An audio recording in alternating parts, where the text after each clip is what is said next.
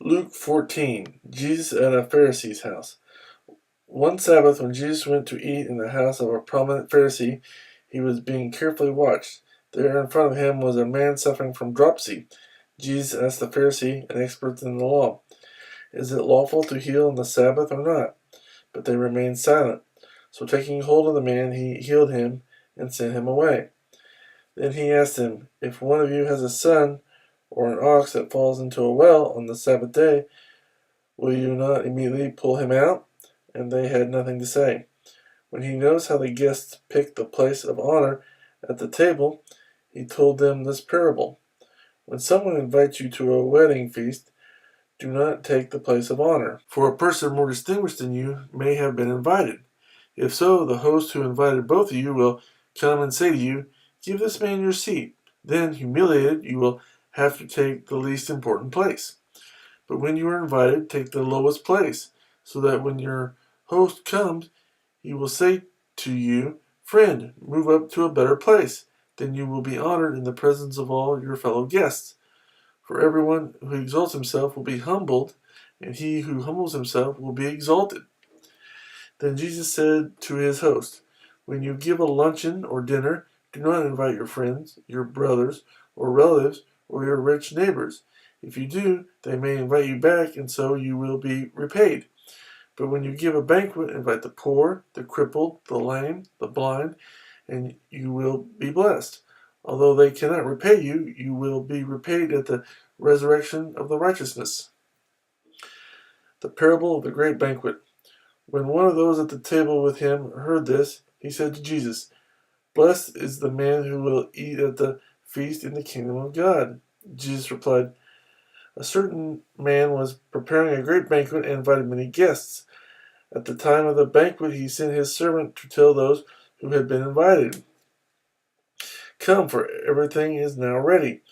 But they all alike began to make excuses. The first said, 'I have just bought a field and I must go and see it. Please excuse me.'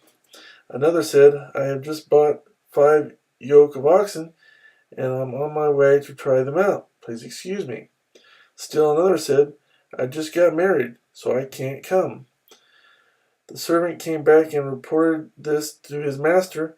Then the owner of the house became angry and ordered his servant, 'Go out quickly into the streets and alleys of the town and bring in the poor, the crippled, the blind, and the lame.'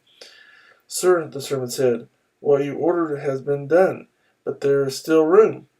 Then the master told his servant, 'Go out to the roads and country lanes and make them come in, so that my house will be full. I tell you, not one of those men who were invited will get a taste of my banquet.'" The cost of being a disciple. Large crowds were traveling with Jesus, and turning to them, he said, "If anyone comes to me and does not hate his father and mother, his wife and children, his brothers and sisters, yes, even his own life, he cannot be my disciple. And anyone who does not carry his cross and follow me cannot be my disciple. Suppose one of you wants to build a tower. Will he not first sit down and estimate the cost to see if he has enough money to complete it?